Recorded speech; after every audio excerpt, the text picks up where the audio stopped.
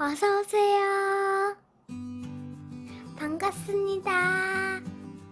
안녕하세요. 저는 작은 분식집을 운영하는 평범한 동네 아줌마입니다. 그런 저에게 막장 아침 드라마에서 볼 법한 일들이 벌어졌습니다. 그 황당한 일들을 말씀드리기 전에 전체적인 제 상황과 함께 이야기를 풀어보려고 합니다. 저는 작은 회사였지만 일하던 분야에서는 나름 처우가 좋고 다니고 싶어하는 회사에서 직장생활을 하였습니다. 하지만 결혼 및 임신을 하였습니다. 작은 회사였기에 육아휴직은 불가능했습니다. 제가 가지고 있는 연차를 다 사용하고 회사에서 출산한 점을 고려해서 무급휴가 일주일 정도 주는 것이 전부였습니다. 하지만 특별히 아이를 맡아줄 가족도 없었고 태어난 지 100일도 안 된 아이를 어린이집에 맡기고 싶지도 않아 결국 퇴사를 하게 되었습니다. 그렇게 몇 년간 육아과 가정 살림을 하면서 지냈습니다. 아이가 어느 정도 크고 어린이집을 다닐 수 있을 때쯤 취업의 문을 두들겨 보았지만 경력 단절이 된 아줌마를 뽑아주는 곳은 없었습니다. 결국 식당에서 일을 시작하게 되었고 거기서 쌓은 경험과 노하우로 작은 분식집을 창업하게 되었습니다. 한 1년쯤 장사를 하였을 때쯤 남편의 직장 문제로 주말부부로 지내게 되었습니다. 여기까지가 제 상황입니다. 사건 사고는 지금부터 말씀드리겠습니다. 주말부부 초반에는 특별한 경우가 아니면 자주 올라왔습니다. 아이랑도 놀아주고 가게 수리도 도와주고 그런 아주 자상한 남편이었습니다. 얼마쯤 지나고 난 후부터는 올라오는 주기가 점점 뜸해지기 시작했습니다. 한 번은 올라와서 집이사 가는 것 좀 도와달라고 하였습니다. 그랬더니 포장이사 불려서 하면 되지 바쁜 사람을 그깟 일로 오라 가라 하는 것이냐며 저한테 상식이 있냐고 화를 내면서 묻더군요. 그때까지만 해도 그냥 피곤하기도 하고 일도 많고 하니까 남편도 지치고 예민해져 있다고 생각했습니다. 그래서 저한테 그렇게 말해도 이해할 수 있었고 사과도 하였습니다.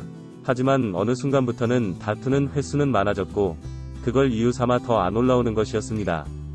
아이가 아빠 보고 싶다고 전화를 해도 소리를 지르며 화만 내었고 그 후부터는 아이도 아빠와 전화하는 것조차 무서워하였습니다.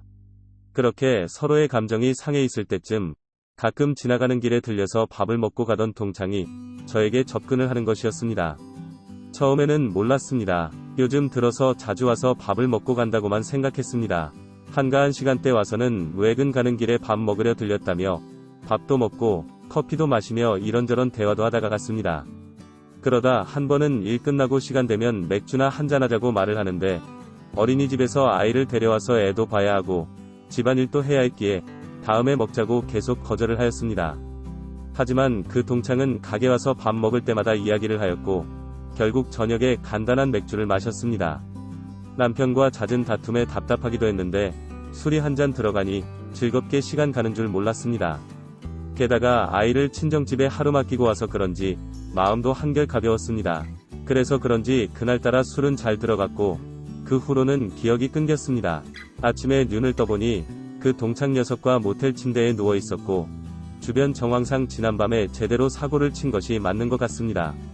놀래서 벌떡 일어나니 동창도 깨면서 속이 괜찮냐고 묻는데 어떻게 된 거냐고 물었고 지난밤에 있었던 일들을 다 설명해 주는데 더 이상 듣는 것조차도 거북했습니다. 정말 실수라며 다시는 이런 일이 없을 거라고 하면서 서둘러 나왔습니다. 그 후로 그 동창에게 오는 연락을 무시하였습니다. 그러다 가게에 찾아왔고 이렇게까지 할 필요가 있냐며 다시는 이런 일이 없을 거니까 그냥 서로 잊고 평범하게 지내자고 하고서는 가버렸습니다. 저도 너무했나 싶어서 그날 저녁 먼저 연락을 했고 평소처럼 지내고 있었습니다. 그런데 저에게 자꾸 그날 일이 기억이 난다면서 한 번만 더 모텔을 가자고 말을 하는 것이었습니다. 절대 안 된다고 강력하게 거절하면서 한 번만 더 그런 이야기하면 다시는 가게에 찾아오지도 말고 연락도 다 차단할 거라고 하였습니다. 그랬더니 남편을 거론하면서 모든 사실을 다 알리겠다고 하며 엄마의 외도로 이혼하게 되면 아이에게 참 좋겠다며 협박을 하는 것이었습니다. 마음대로 해보라고 큰 소리를 쳤지만 마음 한편으로 걱정도 되고 엄청난 두려움이 몰려왔습니다. 결국 한참을 고민한 끝에 요번에 마지막이라며 결국 만났고 그렇게 모텔에 가서 치욕적인 시간을 보내게 되었습니다. 그 녀석은 저한테 자기보다 더 만족해하는 것 같다고 하였지만 빨리 끝내고 그곳을 벗어나고 싶었습니다. 그래서 원하는 대로 최대한 맞춰준 것이었습니다. 다시는 이런 걸로 부르지 않겠다는 약속을 받고 집에 와서 엄청 울었습니다. 하지만 또 저를 협박하기 시작했고, 그때마다 저는 그 녀석이 원하는 대로 해줄 수밖에 없었습니다. 언젠간 이런 날도 끝이 나겠지, 임신만은 피해야 된다는 생각에 피임만은 잘 지켜달라고 하였습니다. 그때마다 알았다며 대답을 잘하던 그 녀석이 저를 결국 임신까지 시켜버리고 말았습니다.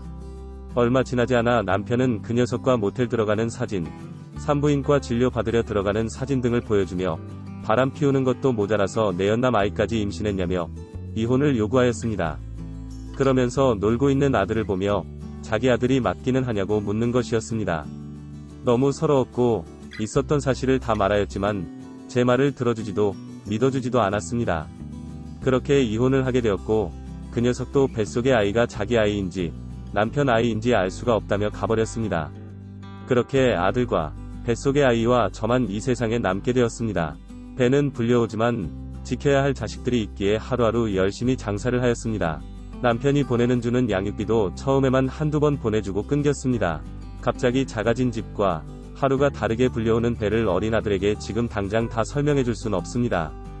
하지만 그래도 내가 저지른 실수 때문에 벌어진 결과들이기에 적어도 아이들만큼은 최선을 다해서 키우겠다고 다짐했습니다. 몇 개월쯤 지났을 때쯤 전 남편의 재혼한다는 소식을 들었고 그냥 무시했습니다. 그런데 그 결혼식을 다녀온 지인으로부터 이상한 소리를 들었습니다. 그 결혼식에 저를 이렇게 망쳐놓은 동창 녀석이 왔고 전 남편과는 환하게 웃으며 인사도 하고 사진도 찍었다는 것이었습니다. 아무리 이해를 해보려고 해도 자기 부인과 바람이 났던 놈인데 저렇게 지낸다는 것이 말이 안 되었습니다. SNS 등을 뒤져보면서 그 둘의 주고받은 댓글들을 찾아보았고 확실한 증거는 없지만 그 둘이 저를 함정으로 몰아넣었다는 확신이 들기 시작했습니다. 그리고 현재 아무리 찾아보려고 해도 증거를 못 찾고 있습니다. 앞으로 어떻게 하면 좋을까요? 정말 미치겠습니다. 도와주세요. 오늘의 사연은 여기까지입니다. 구독과 좋아요, 알림 설정 부탁드립니다. 긴 글을 읽어주셔서 감사합니다. 구독과 좋아요 꾹꾹 눌러주세요. 꾹꾹. 알림 설정도 꾹꾹 눌러주세요.